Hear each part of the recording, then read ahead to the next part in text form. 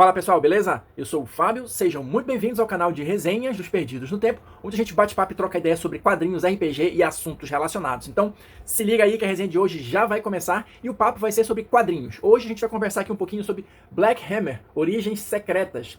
Publicado pela editora Intrínseca em 2018, já é um quadrinho um pouco antigo, tanto que a série já está concluída aqui no Brasil, tá? São 4 volumes. Esse aqui, o Origens Secretas, é o primeiro deles, e foi uma série que eu comecei a ler recentemente. Eu acho que vale a pena a gente trazer aqui para apresentar para quem por acaso ainda não conheça, né? Porque eu realmente achei bastante interessante, bem legal, com várias coisas que valem a pena a gente comentar aqui, tá? Então, pra gente começar o nosso papo, a série foi escrita pelo Jeff Lemire. E aqui, eu confesso que eu não curto tudo que o Lemire faz. Tem coisas que ele escreveu que eu curto bastante e outras que eu sinceramente não gostei nem um pouco. Mas Black Hammer foi uma série que me surpreendeu pela maneira como ele constrói a história, mas a gente vai chegar lá para não avançar muito nos detalhes, tá? Os desenhos estão a cargo do Jim Ormston, que eu não conhecia, a primeira coisa que eu leio, né, o primeiro trabalho que eu leio dele. E assim, ele tem um traço que lembra um pouco o estilo do Jeff Lemire, mas na minha opinião, melhor. Porque eu não curto muito o traço do Lemire, eu acho que ele exagera na bizarrice. Funciona para algumas histórias, para outras não. Mas o Jim Ormston, ele consegue dar uma segurada ali no tom e, na minha opinião, encaixa legal aqui o estilo dele com o tipo de história. Mas a gente vai começar a comentar um pouquinho mais sobre isso. Deixa eu começar a mostrar aqui a revista para vocês. Olha só. Aqui, Black Hammer, a gente vai ter uma história clássica, vamos dizer assim, de super-heróis, de alguma maneira. Olha só. A série, ela é cheia de referências para quem curte quadrinhos, tá? Esse estilo de capa. Cada capa vai ter um estilo diferente, homenageando uma série antiga e tal. Porque qual é o lance? Qual é a pegada geral do Black Hammer? A gente vai ter aqui um grupo de super-heróis, ou de ex-super-heróis, né? Que estão aprisionados numa cidadezinha no interior aí de qualquer lugar dos Estados Unidos, enfim.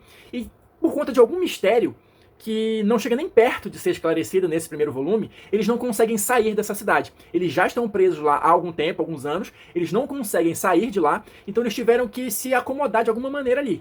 Então, uma parte da história é justamente isso, é mostrar como esses personagens se acomodaram nessa cidadezinha, como eles são forçados a esconder a sua natureza, alguns lidam melhor com isso, outros não, a gente vai comentar também um pouquinho mais sobre isso mais à frente aí no vídeo. E assim, aí a gente já tem a história dos super-heróis, né? A gente já tem o grande mistério de como é que eles foram parar lá e por que eles não conseguem sair. E antes que vocês pensem, ah não, mas é uma dimensão paralela ou alguma coisa assim. Não, são só os personagens que não conseguem sair, só os heróis.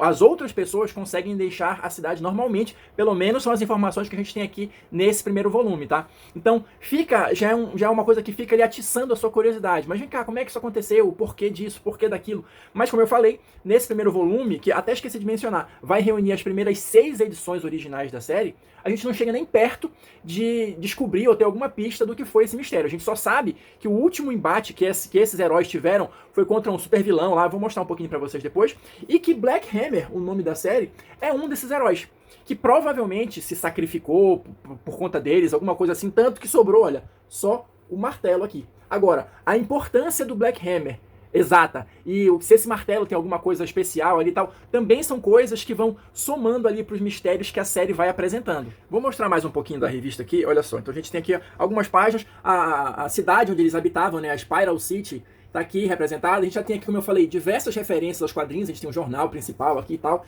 e aqui foi um último confronto que eles tiveram, né, com esse vilão aqui, que é uma mistura, sei lá, de Darkseid com Galactus, alguma coisa assim, e tá aqui, ó, o Black Hammer.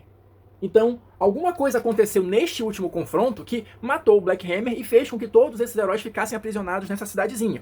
O lance é que, com o passar das edições, ó, deixa eu mostrar aqui um pouquinho, como eu falei, olha, todas as capas vão fazer referência a alguma série antiga e tudo mais, e os próprios personagens vão ser inspirados em heróis da Marvel, da DC, ou outros tipos de personagens também clássicos dos quadrinhos, vamos dizer assim, né? Então, essa segunda edição é a Menina de Ouro, que vai apresentar essa personagem claramente inspirada no Shazam, né? Só que assim, o Jeff Lemire, ele consegue dá um toque diferenciado para os personagens que quem tem, né, mais conhecimento ali dos quadrinhos de uma maneira geral saca qual é a referência, saca o que ele está homenageando ali, não só nos personagens principais, mas em diversos outros detalhes da série. A gente vai comentar também mais um pouquinho sobre isso na frente. Mas assim, ele consegue tornar aquele personagem diferente. Então, por exemplo, no caso aqui da Garota Dourada, né, da Menina de Ouro, qual é o papo dela? Ela é aquela origem clássica do Shazam, só que assim, ela adquire esses poderes, ela fala uma palavra mágica, o Zafran, né, tá aqui, olha. E repara que o nome da história é A Maldição de Zafran. Então qual é o lance? Ela consegue esses poderes, só que toda vez, ela consegue ainda criança, e toda vez que ela pronuncia a palavra mágica do Zafran, ela se torna a Menina de Ouro. Beleza, só que ela vai crescendo. E toda vez que ela pronuncia a palavra mágica, ela volta a ser criança e ganha os superpoderes. Tá? Então o lance aqui desta personagem especificamente, que eu acho que é uma das mais interessantes aqui da série, é que no momento atual que eles estão presos lá na cidadezinha, ela já é uma senhora de 50 anos, só que ela ficou aprisionada no corpo da menina. Então, pra ela, isso é um dilema muito grande, porque ela bebe, ela fuma, aí tem problema na escola, e o cacete, porque ela é uma senhora, mas ela com uma aparência de criança. Né? Então, a maneira como o Jeff Lemire vai tratando os personagens e vai criando os dilemas que eles enfrentam, tornam a série ainda mais interessante. E a relação entre eles também, porque, por exemplo, ela é meio que a revoltada, porque os outros conseguem, uns um pouco mais, outros um pouco menos, se adequar ali num certo nível de normalidade, mas pra ela tudo é mais difícil. E assim a série vai se desenrolando. Né? Então, nessas primeiras edições, deixa eu mostrar aqui um pouquinho mais para vocês, olha só. Cada uma delas, basicamente, vai apresentar a origem dos personagens. Né? Então, ela já está aqui, né, na cidadezinha e tal, conversando com outro herói aqui, então para ela tudo é mais difícil. Né? Então, cada uma das edições vai apresentando esses personagens, contando um pouquinho da origem deles. Olha aqui, o processo de envelhecimento dela. Né? Tanto que ela já tinha até abandonado a carreira heróica. Ela assume a personalidade de Garota de Ouro uma última vez, justamente para esse confronto que deu errado e ocasionou toda a confusão deles estarem lá, né? Então, são personagens que vão se tornando interessantes à medida que você vai conhecendo mais sobre eles, né? A gente tem outro aqui, olha, o Barbarian, que é uma homenagem clara também ao Caçador de Marte, né? Ao John Jones. Então, a série, ela é muito baseada nisso, nessas referências. Então, eu não conheço nada de quadrinhos, posso ler a série? Claro que pode, você vai entender a história perfeitamente, mas vai perder esse lado das referências, né? As homenagens que o Jeff Lemire faz, as brincadeiras que ele faz com os personagens e com criadores também. Ele faz várias homenagens à galera que está por trás dos quadrinhos, né? Então, grandes autores, grandes desenhistas, tá tudo meio misturado aqui nesse imbróglio do Jeff Lemire e funciona bem bacana, olha. Então a gente vai ter aqui, olha, a chegada do Barbarian, né?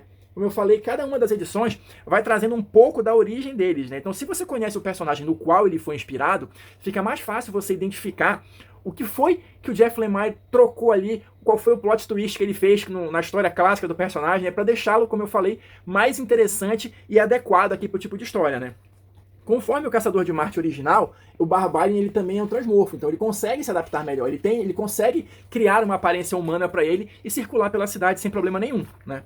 Olha só, mais uma aqui, o capítulo 4, olha, isso aqui também é interessante. Quando você conhece as referências, aqui ó, ele enfrentando o Cthulhu, né? Então o Jeff Lemire faz uma misturada, faz uma salada aqui de referências, mas que fica legal, fica interessante, e não só, como eu falei, em relação aos personagens principais, mas ele brinca com diversas outras coisas.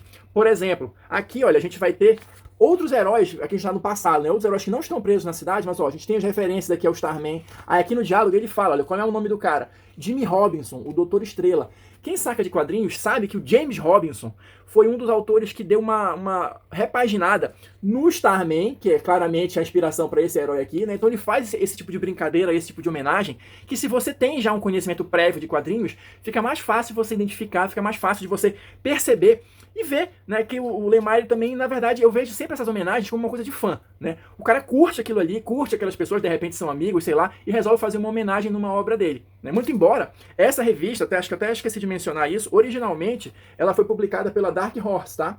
Então, não tem nada de Marvel e DC oficialmente aqui, mas ele faz essas brincadeiras, faz essas homenagens a diferentes personagens de diversos períodos históricos diferentes também. Tá? A gente vai ter que homenagens a heróis clássicos, né? Como, claro, o Super-Homem, o Capitão América, alguma coisa assim, o Caçador de Marte, que eu falei, o Shazam, e até outros personagens menos conhecidos, mas que foram famosos, por exemplo, nos anos 50, nos anos 60, com aquele período sci-fi, né, dos quadrinhos. Então a gente tem Adam Strange, por exemplo, olha só, ou vai dizer que isso aqui não é uma clara homenagem ao Adam Strange, né? Então, você vai tendo essas brincadeiras do Lemire, né, ao longo da série toda, mas ele consegue criar personagens interessantes, né? Diálogos interessantes, um mistério instigante, e assim a trama vai se desenrolando. Nesse primeiro encadernado, de uma maneira geral, como eu estou falando aqui, ele vai meio que apresentando os personagens, fazendo algumas referências ao passado deles, mas nada que explique como eles chegaram aí ou não. É só para você entender como é que funciona a mente daquele personagem, como era a vida dele e como ela mudou agora que eles estão na cidadezinha lá. Pra gente fechar, a última história vai ser, olha, dessa personagem aqui que também é claramente inspirada, é a bruxa, né? Claramente inspirada naqueles quadrinhos de terror também na década de 50, 60, né? Ela até brinca aqui, olha, Cabana dos Horrores e tal, Tales from the Crypt, Creepy, alguma coisa assim, né? E aqui a gente vai ter a presença também, no passado, né? Na origem dessa personagem, vamos dizer assim, de outro velho conhecido dos quadrinhos. Olha aqui, uma homenagem clara ao Monstro do Pântano, né? Então, assim, se você me perguntar, a série é completamente inovadora, é um negócio assim do outro mundo que vai mudar a sua cabeça? Não, não é. Provavelmente, você que já está mais acostumado com quadrinhos, né, já deve ter lido diversas outras obras que você tem essa brincadeira de reinventar outros heróis, homenageá-los ou colocá-los presos em algum lugar. Não tem uma ideia, pelo menos até agora, que seja completamente original, vamos colocar dessa maneira. E não precisa.